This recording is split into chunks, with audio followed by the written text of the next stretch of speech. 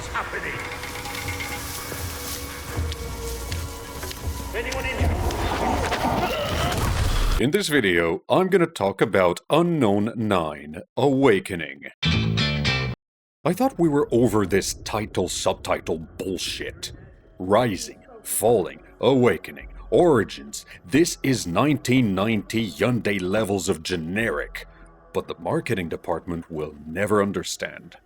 And while we're here, what happened to the first 8 titles? Oh, no, of course not. There weren't any. Because the Unknown 9 are a group of people in the game. Who would it have murdered in a sea of flame and acid to just call the game the Unknown 9? In letters. That would have had some impact. It would have sounded mysterious and compelling. Who are they? What's their deal? We're not getting any of this. We're just being led into the impression that the first 8 non-existent installments embodied their own namesake, and the only reason I ended up with the 9th was because I got it for free with my graphics card. Because that's exactly what happened. Oh, and another thing. Why is the cover art playing it safe? It played it so safe that it tripped over its own feet. Did you know that the protagonist was an Indian girl? From India? I couldn't tell.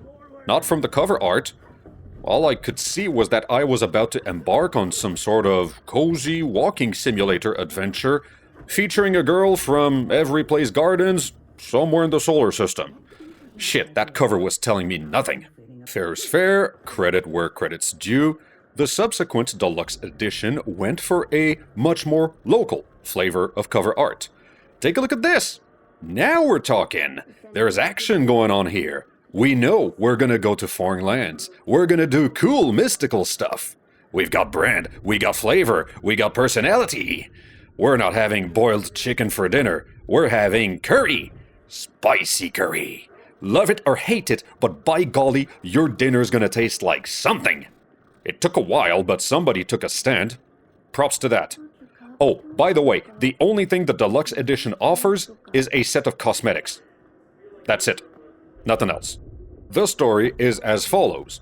You are part of a secret society that can do unexplainable bullshit, and a splinter faction broke off because that wasn't enough for them. They wanted more power, more everything, more megalomania.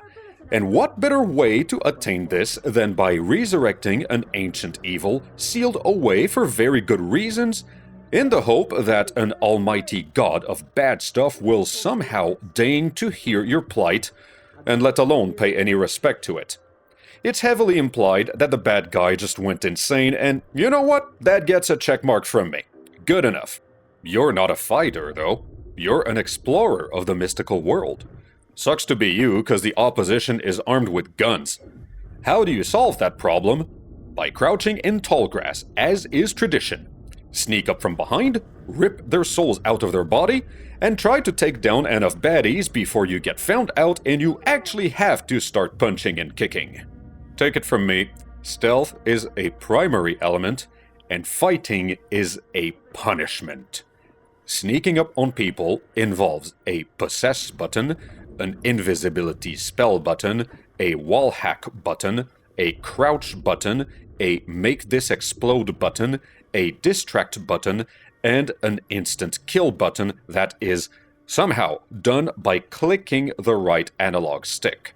If you get found out though, you can add the light attack button, the heavy attack button, which is the same button but held longer, the force push button, which you hold longer to make it a force pull, the psychic blast button, which you also hold longer to make it a damage everyone attack, the shield button, the dodge button, and the heal button.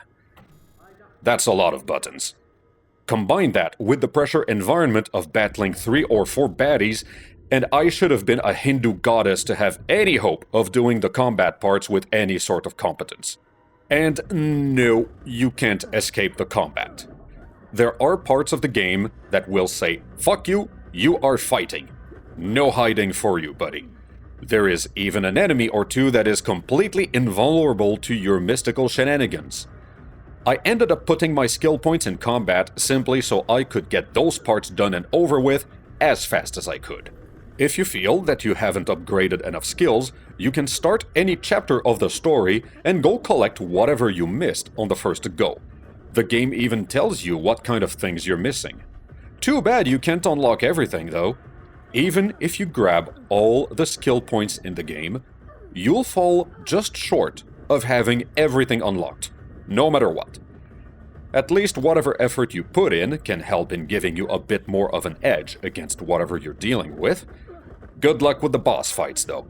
These are damn serious and they will not pull any punches. If you get knocked on your ass, don't worry, you're not incompetent. You gotta be technical, methodical, and razor precise in your approach. The regular baddies are the fun and games, and the bosses are the final exam. And they don't grade on a curve. It still sucks that stealth is obviously your big strength, and that the major encounters take your strength away from you as the first move. Great, I practiced my sneak for a couple hours, and now I gotta use the skill I only practiced for 10 minutes in emergency. Maybe I should have just fought everything out in the open from the get-go. Would have cut the playtime in half. It only gets worse in the later stages, where choosing the Rombo approach will land you into a brawl against at least 6 guys at a time, plus the reinforcements. If I fucked up my stealth, I just loaded the checkpoint and started over. Even that was better than trying to survive the alarm. In trying to defend myself and pushing the 40-12 buttons on the controller, I have discovered finger postures I did not even think possible. I have probably done at least 8 offensive gang signings without knowing it. I stumbled, tumbled, and fumbled my way to the end in 12 hours, with most of them spent on using the wall hack button every few steps so that I could locate the upgrades and collectibles. And I missed half of them anyway. I went from one little area to the next, setting people on fire, killing them from behind, making them panic at the sight of dead bodies, and pushing them off a cliff. I plummeted to my death from pushing the drop button instead of the jump to the next ledge button. I got stuck under a log, I loaded a checkpoint because my NPC companion got stuck in midair, and I was never able to access the secret passage inside the blimp because the button to open the panel did not work. Apparently, this game was supposed to be the first foray into a multimedia franchise with episodes and comics and what have you. Big plans and fantasies. Daydreams of glory and money raining down from the heavens as the public and the critics alike shower an unending torrent of praise upon the magnum opus of the century. Reality sure ensued hard, didn't it?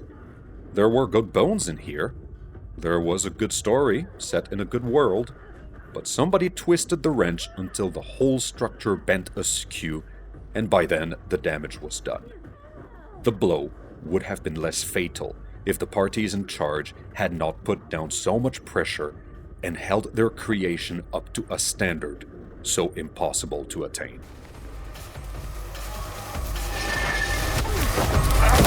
In short, this game is Malcolm in the Middle.